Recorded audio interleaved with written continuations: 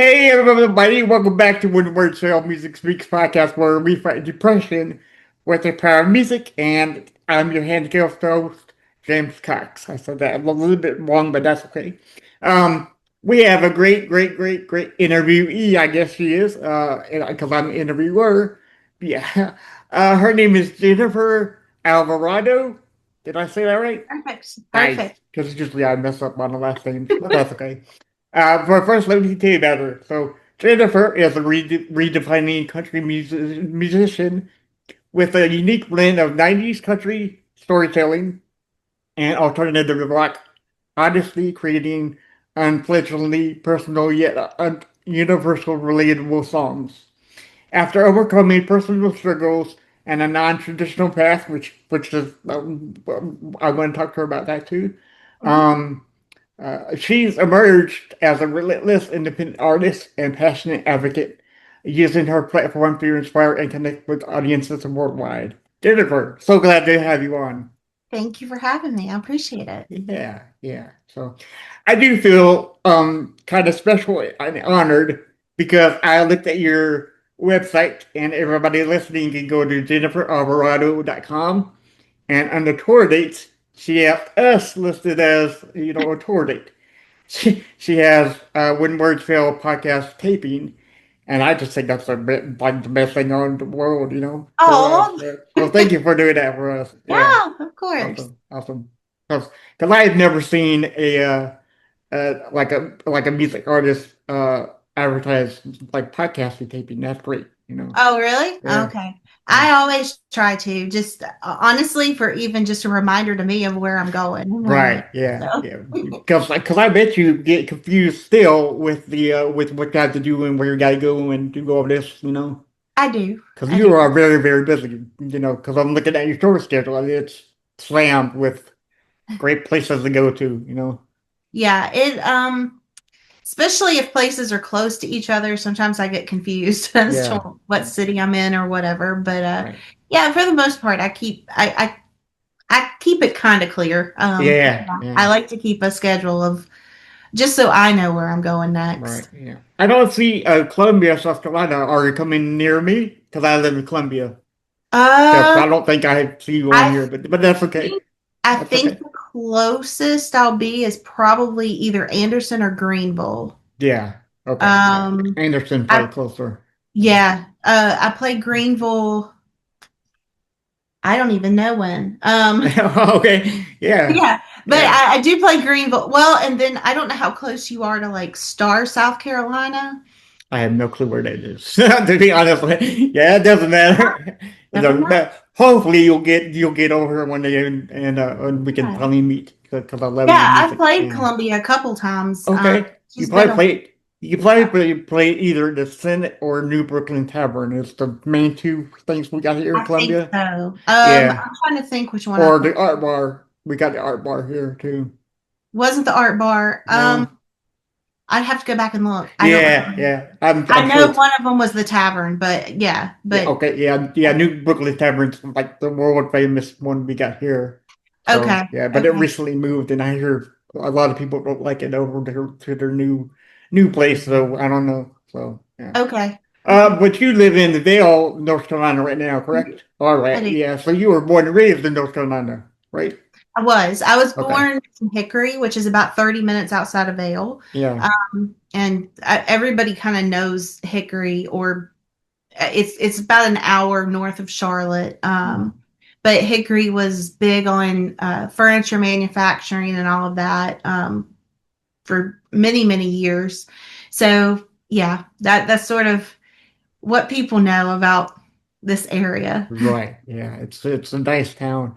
My uncle lived in Rock Hill, North Okay, Carolina, and I guess that's yeah, close. yeah. So yeah, but he moved back.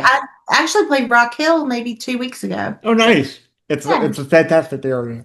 yeah. Fantastic area. So, with researching you, I looked on, well, you can find your music on Apple Music, Mhm, Spotify. mhm. But mainly all your stuff is on Spotify and not Apple Music yet. Um, Oh, okay. I think yeah, I've got more on Spotify right right, now. yes, yeah, Um, you got all your. I think I think two albums are on Apple Music, and all of your stuff is over at Spotify. But that's okay, you know. I have both, so I don't, I tend to go back and forth. But under okay, so you are under your own record label. You know, you're listed under Jennifer Alvarado Yes. Music. You know, yeah, Yes. So I yeah. have my own publishing thing. Right, Yes. which is great, I think, because when you start to do, it says that your bio mentions that you don't let the industry define who you are, you know, because they said, and I'm getting this from internet, correct me if I'm wrong, but they said you are not redneck enough or you're too old, and I'm like, how is a country singer not redneck enough? You know, country is kind of, like a redneckish, old school vibe, I don't know. I don't get Yeah. it, but yeah. I think first, so one thing with my music is I really don't talk about drinking, unless I'm Right. talking about it from a standpoint of addiction, Right. somebody dealing with addiction or something like that. And part of Yeah. that is I've spent many years helping with a Celebrate Recovery ministry, a recovery ministry, Yeah. and I think I've always tried to be very cognizant of the struggles people have. And so I have nothing wrong. Like, I see nothing wrong if you're able to go out and drink and have a drink or two and keep it in check. But there's a lot of people who are not able to. And I Right. had people in my family that struggled with alcoholism and other addictions. And Yeah. so because of that, I try to not I try to not promote that side of things. It doesn't mean I never sing a song about drinking. One of my Right. favorite songs is Strawberry Wine, and it very much talks about, Dina Carter. Yeah. yeah. Yeah. So it's not that I'm like, I have this hard stance against it or anything like that, but it's one of those things that, when you are singing in a bar setting or a brewery setting, one of those things is that you kind of you're expected to push sales to a certain degree, um, Right. and to help with sales, and sometimes that can, and I definitely say, love on your bartender or whatever that may be, but there's a lot of times that sometimes the music isn't, I don't want to say raunchy enough, but Yeah. Right. almost. Yeah. Almost. Yeah, Yeah. Yeah. yeah, like that party vibe or whatever, Right. you know Yeah. what I mean? And so I think that that's where that sort of came from, was the fact of just I didn't fit sort of that That, mentality of right. Yeah. everybody grab your beer and Yeah. sing Yeah. along. Yeah. I'm not a well, hell, I don't drink beer at all, you know. I tried whiskey for the first time ever a couple weeks Uh, ago. Because Metallica, the big metal band uh-huh, Metallica, yeah. came out with their whiskey, and Oh, okay. yeah, I just wanted to try it. It's not bad, but it's not good. I will say that, because to me, I don't like the burn that it gives. You know how Yeah, alcohol I don't is like. either. I No, no, don't no. like that at Yeah, all. so Yeah, so I try to stay away from whiskey, and I'm 99% sure that I'm never going to drink that again. Because it just burned down bad and I didn't dig it. yeah. But but I do want to talk to you about the way that you are uh varied in your country playing. Hmm. And okay, so I listened to Playing with Fire, and that's an incredible album. Thank you. That came out in 2021 for anybody who wants to listen. Spotify and Apple Music. And most songs on there is classic country. You got the standard acoustic guitars or whatever. But I can't remember the song. But I listened to one of your singles, Uh-huh. and there's more like a grunge rock country sound. Um, Probably I break things is what I'm yes, guessing. yes, that is that Yeah. is. And, okay, so when you uh I have a feeling you like all country just like me. There's Yes, not I really do. one kind of country that you Yeah. inspired to look towards more than the other.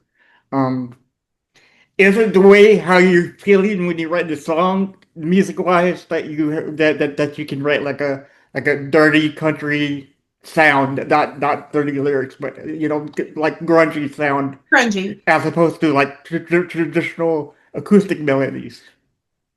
Yeah, so I think the biggest thing when I'm writing a song is I try to not go in with a preconceived idea of like this needs to sound exactly like this. There's been very few songs that I've sat down.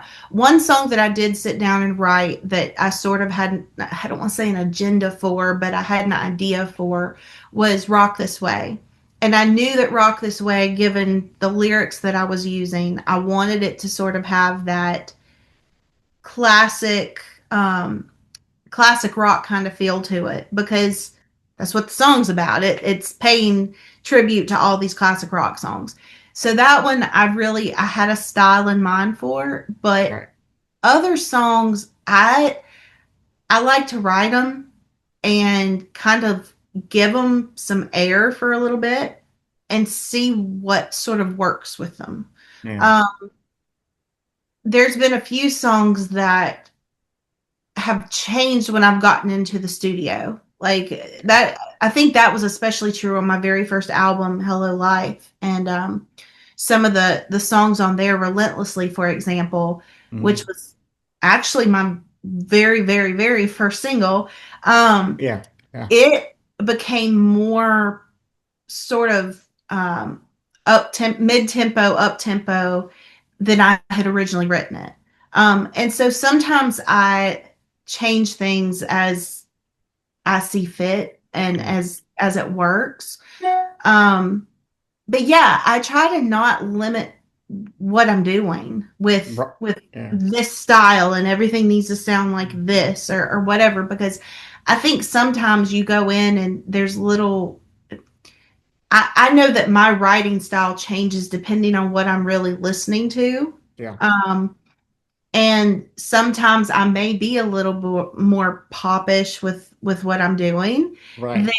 than other times where I've been listening to Dolly Parton and Loretta Lynn for 2 weeks. I You know, love that. so Yeah, yeah, yeah, yeah. Because I always say a guitar has six strings, 24 frets, and there's endless possibilities you can do with that.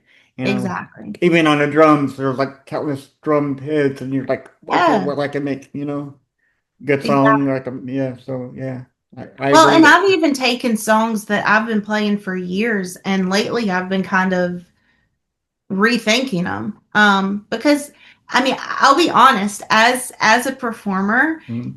you get bored. You get bored Yeah. doing with the same set list and the Eh, same kind of thing, and sometimes you just want to try something different. And so, especially with my original songs, because I feel like they're not as set in stone as say Free Falling by Tom Petty, where oh everybody yeah. knows it. Right. But if you take one of yours and like you just really want to sing it differently, nobody's going to go insane. Right. And so I like that. I like Mm, kind of experimenting and seeing, oh, well, maybe I should have done it like this, and right. maybe I should release a different version of it. And I think that that's the cool thing about music is that it can change with you and it Right. can the words and everything still mean something and still define that part of your life when you wrote it, Right. but it also can kind of grow with you and change with you along the way. Mm. You did. Okay, so speaking of that, Uh-huh. you did re-release Playing with Fire. Yes. It came out 2024 last year. Yes. But this is the deluxe edition with That's the deluxe. two more added songs. Yeah, it That actually I think it actually had six, roughly six, because what I did was I pulled all okay, of the singles because I started out releasing just singles and right, but they all were intended for that album. Um but by the time that I got ready to release that album, it was like, well, these are already out. I'm not going to re-release them. And right, but yeah, I sort of like I wanted at some point to be able to put all of those songs back together. Mm, and have it the way I felt like it needed to be completed in the beginning. right. You have okay, so because I'm genuinely curious about this one because I really don't know what the word remastered means, but you have one song that's remastered off of that deluxe album, which is "Postcards from Anywhere Else." That's a great song. I love that song too. Um, so what does remastered mean for my benefit, and why did you decide to remaster that one as opposed to Yeah. So that one was on my very first project, Hello Life, okay? which was a Christian project. And I felt like that song in particular, um, it just fit with the purpose of what playing with fire sort of meant to me, Yeah. and trying, to leave this whole chapter behind and move forward with what I was doing musically. And so with the remastered, I we went back, and basically with remastering is you sort of align it with the rest of the record, because since they were recorded differently on different platforms, all that kind of stuff, sometimes sonically it can sound different. um, and so I wanted to make sure that it sorry, I think we're freezing a little bit. Oh, okay. Well, as long as you can hear me, I'm good. Yeah, yeah. Okay. But so with that, I wanted to make sure that that song was sonically fitting with the rest of the record. And so Okay. that's really what remastered meant in that. But a lot of times you may remaster something with a whole different person. So like some of my latest releases, for example, I record them with Baumhouse, but I have somebody who masters them out in California, Moontree, and really, it's how things are heard. So like sometimes there's a benefit of having somebody else hear it and be able to kind of pull up levels, and just it's literally having a second set of ears put Right. on Yeah. something. Right. So that's really what that is having Okay. other person sort of like listen to it and say, okay, sonically we need to kind of pull this up to meet with Okay. what's happening here. Well, okay. Yeah. Yeah, because I've always wondered about that. I'm like, well, like when I see a remastered album, I'm like, it's fine. The first album was fine as is, but then again, my ears aren't trained as well as yours A or lot of the times, yeah, a lot of times, especially when you're looking at like Fleetwood Mac and yeah. their album that has all the pops and the whatever on it This from, is yeah. yeah, from like the 70s, Yeah. and just the recording is not as, sometimes can be not as pristine as digital recording of today. And Yeah. so a lot of times people will take that and they'll remaster it by like taking out a lot of those pops and um some of that noise and stuff Yeah. like that might be in the back, and they'll also equal out levels Right. that are going on. So But see, yeah, to me, I'm an old head and I love those hisses and pops and I do I'm too. like why take it out? We don't need everything to be remastered, but I get it to some degree, because you got all these new listeners listening to songs, and they want the Right. best out of the best right now. But me, I'm an old head, so I like those hisses and pops and whatever. Yeah. And I got a bunch of vinyl records right over there that doesn't need any remastering at all. So I'm like, oh man. So yeah. So uh okay, so I've gotten bullied in school and researching you did too. Hmm. And so I found out that you wrote songs secretly before you came out and start doing this for a career. Um, Yeah. what was a turning point that allowed you to like reclaim your confidence, come back to like kind of step back into performing, particularly through, your music? Yeah, honestly, I think the biggest thing was meeting my now husband. Oh, nice. Okay. Yeah. Yeah. Because I didn't really, I had shared some songs, but not really. It was still, even, I mean, up until my early 20s, like it Yeah. still was very much, I was singing other people's songs. Like I didn't want to share anything too much. Like Yeah. that Yeah. was my vulnerability, and Right. like Yeah. we're not Have giving it. that away. Right. Um, Mm, and so when I started dating him, he was really the first person I started sharing songs with, okay. and um, he told me, he was like, these are good, like Mm, these are good, and I think that gave me the confidence to, number one, start leading worship again on a bigger scale, and mm, actually leading. I started leading at two separate churches at that point, and then from that, I met the first person that produced my demo, mm. and then later met my producer now from all of And then that. it just So all snowballed it and did. yeah. It just, Yeah. there was just this snowball thing, and Mm, I think too. Getting involved in church gave me a lot of confidence. Not yeah. a lot of confidence, but it helped build my Well, confidence. some. Yeah. Right. Yeah. Yeah, Yeah. with first leading and being able to just regularly get up there and it not just be this like, once a quarter kind of thing. Yeah. Um, but then also you start to learn to express yourself more, and then also I was able to start leading with guitar, you know on my own too, Yeah. because before that point, like, I sort of was doing, I was in choir and I was doing like ensemble stuff. I had an ensemble, but I was not accompanying myself. Like, I basically had an accompanist and I leaned on them to play piano, or do all of that, because I felt like the only thing I could do was sing, if that Mm. makes sense. Yeah. And Yeah. so, at that point in time, it was sort of like I was scared to try anything else. And so it did. It helped push me out of my comfort zone. And I think that just snowballs over time.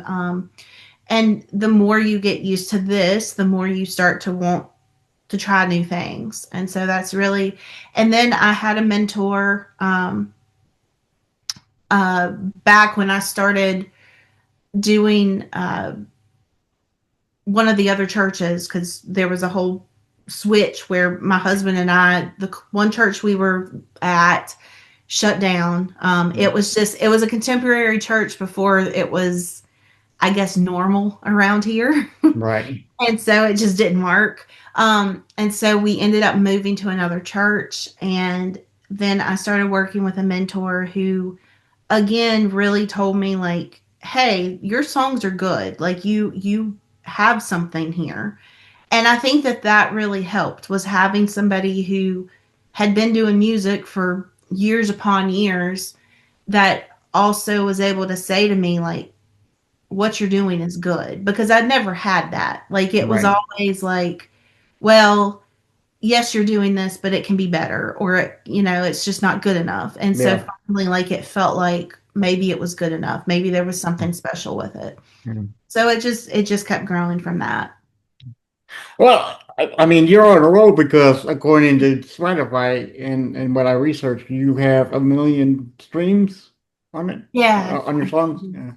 So now our record companies reached out to you, even though they turned you away before, already coming to like doing that. Hey, how you do? Playing the nice game. I've Yeah. had some labels reach out to me. Yeah. Yeah.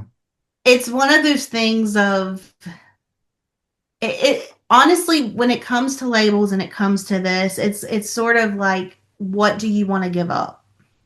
And Yep. for me, my ownership over my writing is very important to me. Yeah. Um, and I'm not going to say that I would never, like, if a huge label came to me with a deal that you can't turn down, and Mm. I mean, or even a smaller indie label, or somebody who I just felt really understood what I'm doing and could and would back it, well, and support it well, I would be willing to budge some on some things. But I think my writing is still very, I'm very protective over it. And um, I've had some things happen in the past with people and writing things, and um, I've felt taken advantage of in some situations, and I think it made me even more hyper vigilant about Yeah. wanting to protect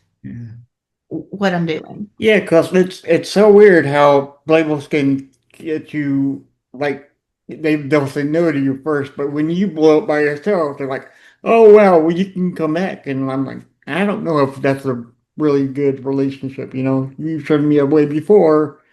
Who Mhm. is to say you won't do that again? And you have owners of the masters, but just like you said, it's Yeah, real hard for artists to get them back. You know, yeah, so yeah, exactly. yeah. And I think too, it's not the music industry is not how it was even 10 years ago. No, no, it's changed big time. Yeah, Yeah, and so people are able to do a lot more on their own. yeah, You have a lot more access to, at one point, like you wouldn't have been able to get your stuff distributed to places or no, whatever, and now you can. And so I think that the whole industry's changed, and I think it will continue to just sort of change and evolve. And so I don't think that whole the whole label thing and getting a record label or a record deal and all of that, it's just not as, I don't want to say it's not as important, but pretty much yeah, like yeah, it's not as needed now. And so I think that especially, and not that I know exactly what I'm doing as an artist. There's days that I'm like, I don't know what I'm doing. And honestly, most days I don't know what I'm doing. I'm the same way. I don't know what Yeah, how it well, went on that. and sometimes it's like throwing pasta on the Yeah, wall and right. seeing Yeah, what yeah, sticks. yeah, But I think when you at least have some semblance of what you want to talk about and what you want your platform to be about and that kind of thing, um, you've got to be really sure that the people that are surrounding you and the team that is wanting to surround you mm, has that same vision and that right. same plan, or Yeah, you can very quickly become something that you don't even recognize. And I think that's always been very important, is that I want to be a voice for those that feel like nobody hears or sees them. yeah, And I want to make sure that what I'm putting out is a good representation of what music was for me at yeah, 11 or 12 years old, which was, it was my lifeline. It was me listening to people who I felt like understood that I'd had a bad day of school or yeah, whatever, right. and felt alone and felt invisible. And I got such solace from other people's writing and their songs. And so I want to make sure that my music is worth putting out and doing Mm, that as well, that it speaks to that and yeah, isn't just trying to make a massive hit to make $1 million or right. what.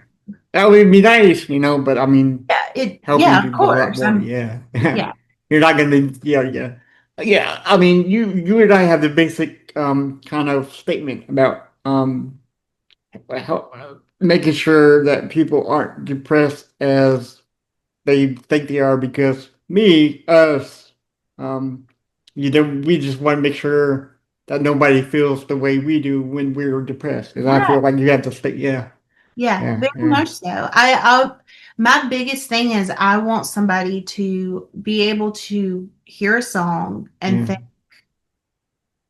"Oh gosh, I'm not the only one that feels that way." yes, yep, yep, No, or I'm not alone. Like, yeah, because I feel like there's so many people, even with social media, and especially with social media, there are still so many people out there that feel alone and yeah, feel absolutely invisible. And then with social media, you end up getting people that are just saying whatever comes to mind, because I yeah, feel like they're even bad attention still attention in yeah, many ways.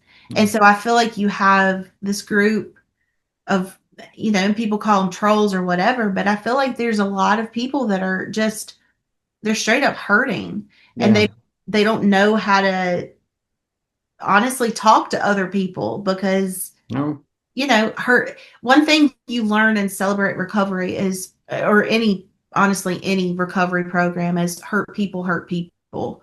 And I always thought, well, yeah, of course. But Mhm. until you see that in action and you really like commit that to heart, it doesn't make full sense. Like it sounds so obvious, but you don't fully get the extent of that comment Yeah. until you've been around people that are in addiction or hate themselves or whatever the case may be. Mhm. And it oozes out of you. Like you can't help it in many cases. Like you may want to do better, but you just can't. And so I think that that's honestly, I think that that's the importance of music. Like I feel like music in general, it gives us an even ground of being able to kind of come together without politics and without religion and whatever else. And you can say things in music and people are more willing to listen and kind of be on that even ground with each other. Um, and it can bring people together that otherwise maybe wouldn't be. And that's what I love about it. But yeah, that's what I want my platform to be Yeah. is is to be able to just reach people that otherwise Yeah. may be invisible or may just fall to the wayside. Yeah.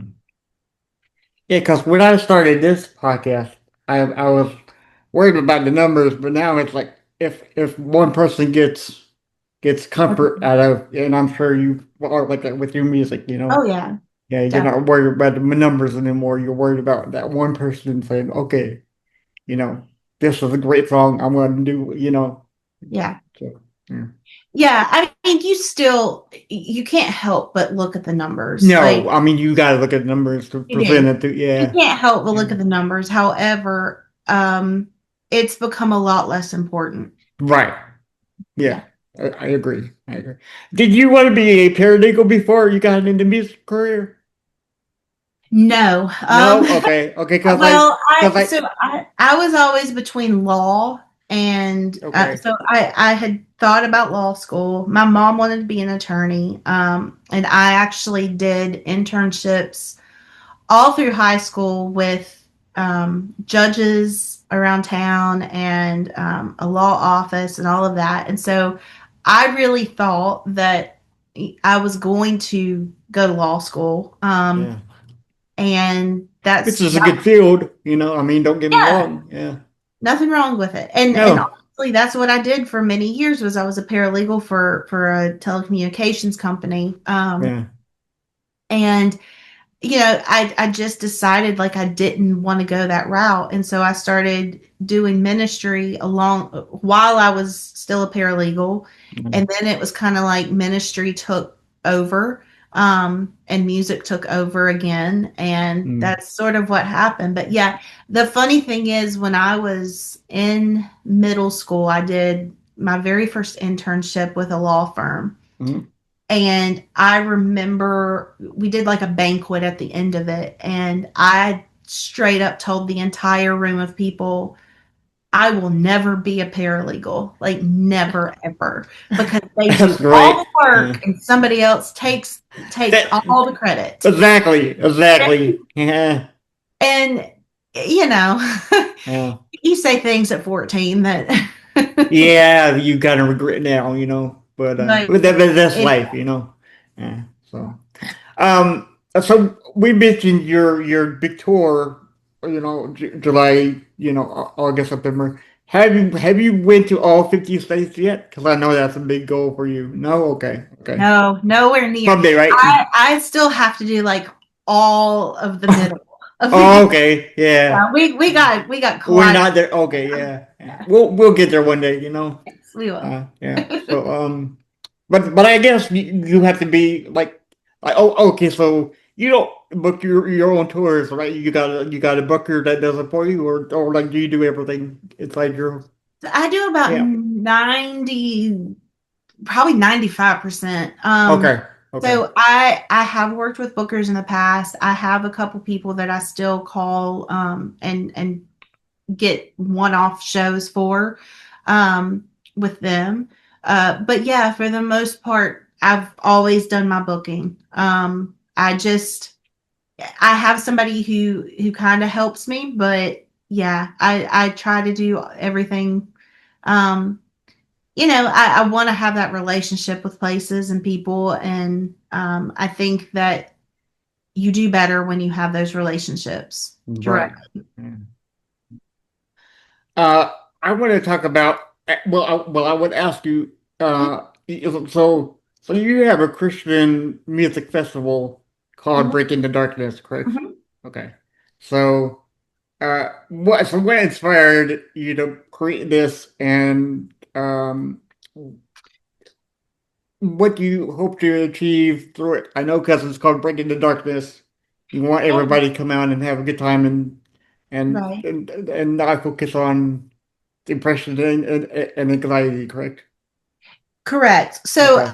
actually, I did not create it. Okay. The Okay. founder, his name is Seth Olson, and he started this. I think the first one was last year. Okay. And this one's taking place August 2nd, in Hickory, actually.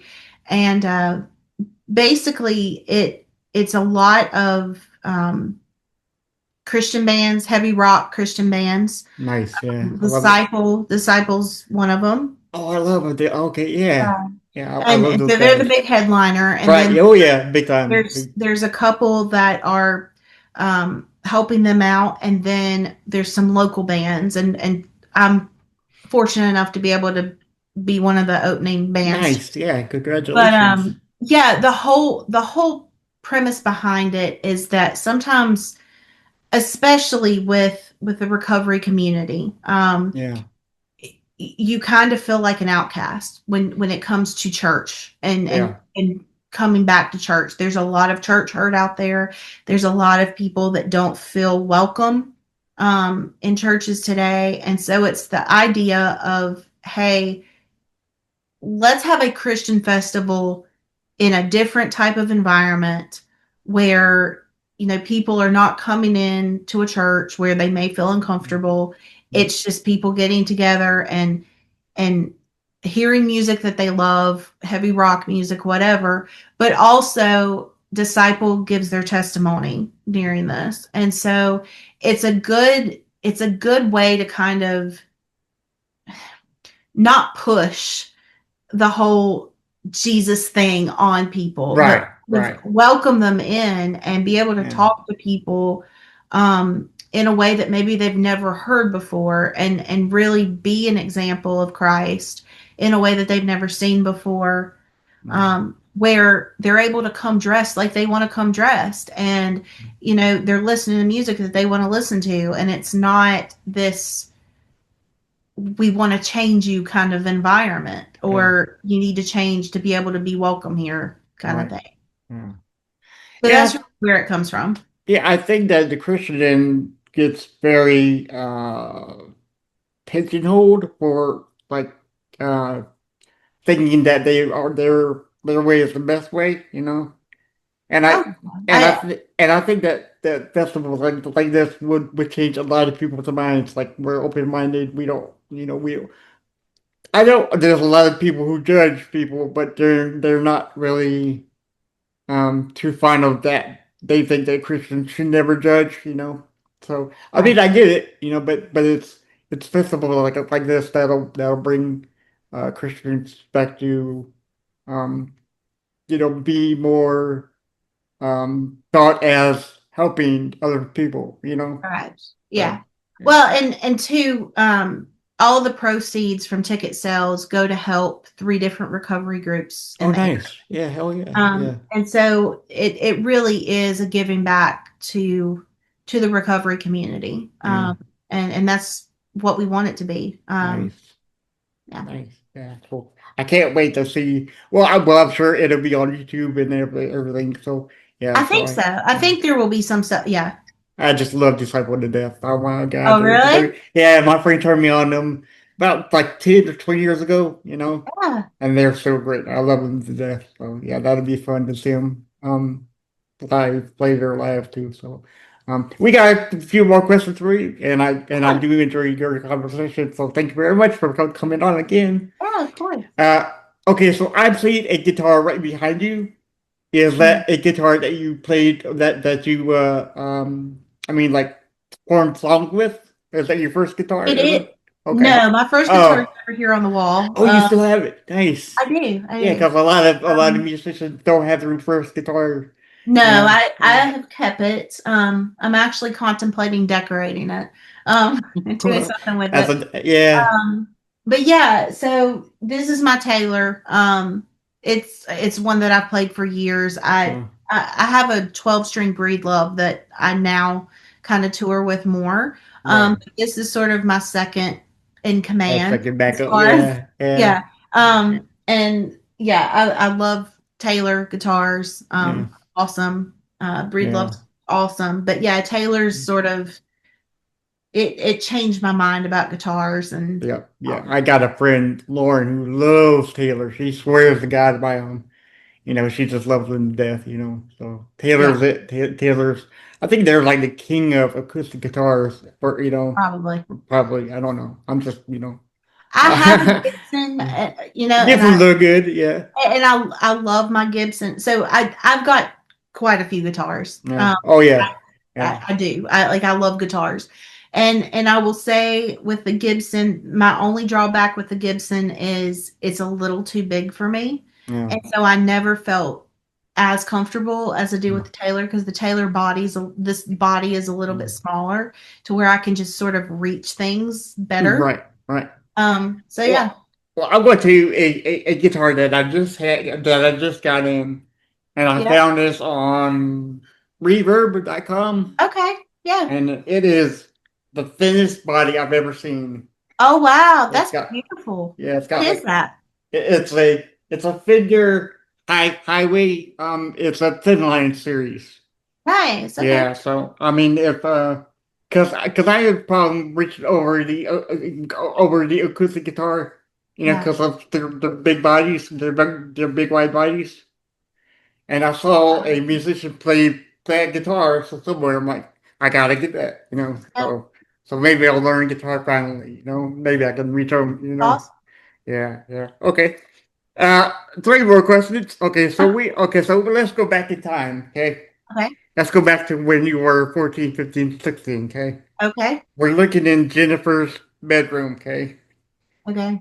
What if what musical posters on a wall are we looking at, or if we are looking at them? Let's What are see. they? Okay. So I had Reba. The Queen of Country, yeah.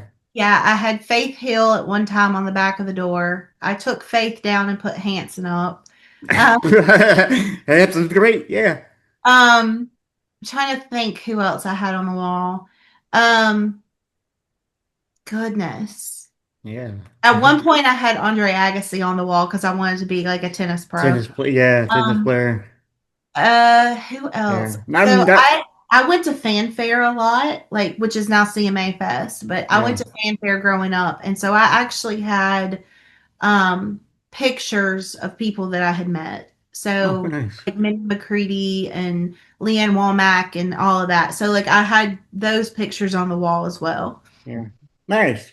I mean, I would love to meet Mindy. I met a few from rock stars, but not country artists. So I'm kind of jealous now that you met all these great country singers. But that's okay. Okay, so let's do like a Mount Rushmore of your favorite artists. You have Okay. four of them. Who would it be? My favorite four. Okay. So Favorite not who four. I think needs to be on Mount. Okay.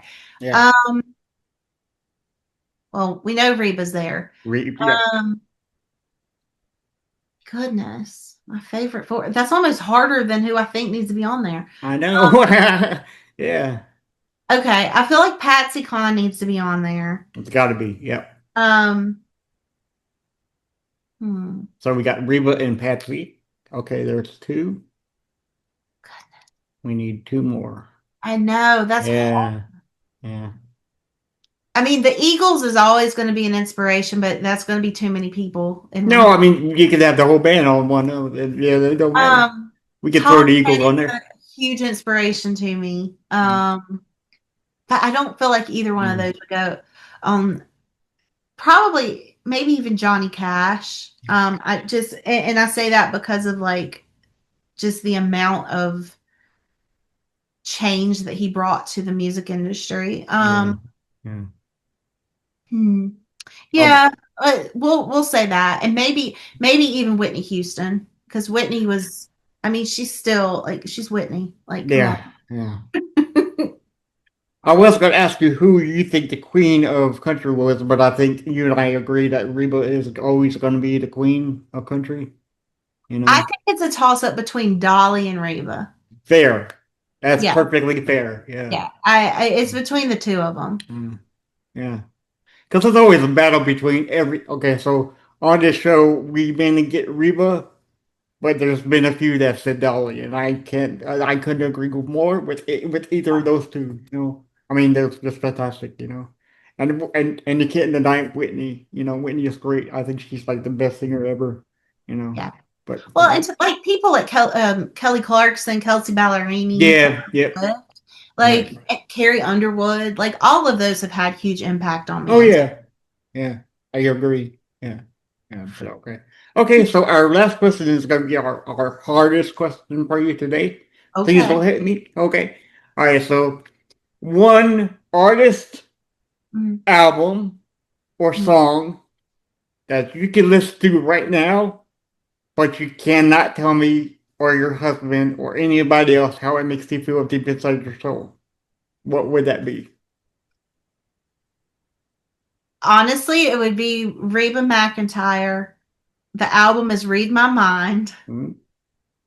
And what was the last part? The song? Or Well, I mean, you just said it because it, okay, it, it was okay. either a song, artist, or album, and I Yeah. mean, you just yeah. It's So Reba McEntire's Read My Mind. And yeah, the reason I say that is because I think that that was the first album that I really sat down and learned cover to cover. mm, I knew every single. I think I probably even read the liner notes of it to where I had them halfway memorized. yeah, Um, and there's just something when I still go back to that album, I can remember being the age I was when I first heard it. I think I was 10 or 11. yeah, Um, and it was just like this is what I want to do, like which I knew what I wanted to do when I was about 4, but you talk yourself into 50 different things at that point. But I remember just listening to that album at 10 or 11 years old and thinking like, anything's possible. mm. And so that's what I go back to when I hear it, is that anything's possible, that you just have to like believe and do it. There you go. There we go. And I almost forgot. I really want to talk to you about this. Okay. Okay. Now I love cover songs. Okay. But when I heard your song, I'm gonna be 500 miles. I think it's the Proclaimers or the Pretenders. No, Proclaimers. Yep. Proclaimers. Man, yeah, that song just tore me up, because Oh, I never heard it that way before, and like that's such a I don't know how you did it, but the Proclaimers have like a more upbeat for people who haven't heard it, but you took it and you turned it into your own version, which is great. I love it, It's like a mellow dramatic song, if you would say that. I don't know. Yeah. Um. So, what inspired you to cover this song, yeah, as opposed to any other song? You know. yeah. Honestly, so my babysitter was the first person that played that song for me, and Okay. I think I was 7, 6 or 7, Yeah, that came out a listening to while a ago. mixtape Yeah. that she had made me, Yeah. and that song was on there, and I just remember like we would just sing it, and it was my happy song for the longest time, and I so I started playing that song out a couple years ago, and I've always felt like it could be like the greatest love song. Like you Yeah. slow it down and Yeah. you take, I don't know, like you do it a little differently, and it could just be a wedding song almost. And so Yeah. that's where that came from. I think I've just always loved that song, and it makes me happy. And also, I think when I play it out, because I do play it out slowed down, and you'll see people like realize what you're doing, like what the song is when you get Right. to the chorus, Yeah. and somebody always like smiles and is like, "Oh." And I think seeing people's reaction from that standpoint even made me want to do it even more. Yeah. Yeah. Yeah. I think that's like don't you just miss mixtapes? Oh, No, nobody. Man, I'm a big collector of cassette tapes right now. I got like five of them right there too. You know, yeah, and I just bought me a like a Walkman recently. You know, yeah. so I just love all the nostalgia coming back. You know, coming back full time. You know, so that's great. Yeah, I mean, I still have a mixtape from my babysitter. Yep. Yeah. Yeah, So, man, they're the you best. know, like I don't know. I think back then because it was almost like to care enough to put that together for somebody. Like that's like Right. a huge compliment. And Yeah. I mean, I remember when I first started dating my husband, like I made him a mixed CD of like Man. all these songs, Yeah. and I don't know. It's just I feel like we don't do that as much now No. because I mean we put a playlist together, but it's not the same. It's not Right. taking the time to do that. It's not a physical item that you can carry. Yeah, You and know. Yeah. it's just even the time it takes. Like you used to have to Yeah. dedicate some time for that, Right. and Yeah. now it's just instantaneous and send it off, and Mhm. yeah. Yeah, because I remember waiting for the radio to play Queen, Bohemian Rhapsody after Wayne's World. I mean, wait, and I just sat there for hours waiting for it, but I had to take a shower, you know, because my mom said, "Okay, time to," and I missed the song. I'm like, God, no, you know, so I had to Yeah. wait the next day to get it. So yeah, so. Okay. So let's give you a shout out. You can visit Jennifer at jenniferalvarado.com. She's on Instagram, Spotify, Facebook, X, YouTube. I think you're on Instagram, but your link does not work on your website. So Oh, I'm I'll just, fix that. oh yeah, perfect. Okay. Yeah, Didn't and know you're that wasn't working. there. You go. Right. All right. And you're on SoundCloud too, right? Where people can go listen to some more songs. Yes. So, Okay. yeah, and also like Bandcamp. I have a link on my website Bandcamp. for Yeah. Bandcamp Yeah. if anybody wants to go on there. But And yeah, are we on TikTok? TikTok yet? I'm on TikTok. Yes, Okay, yes, perfect. Okay. yeah. I'll fix the whole Yeah, link. yeah. But yeah, all of Yeah, those. It's Jennifer Alvarado music. right. .com. Yeah, cool. Okay. Yeah, so we do honestly love you here when the word fail and when we beg you to come back anytime you want to. Well, thank you. Yeah. So you have a great rest of your night or morning I guess you're on the like west side, east side of well, no, I'm on the East you're in Coast. North Carolina.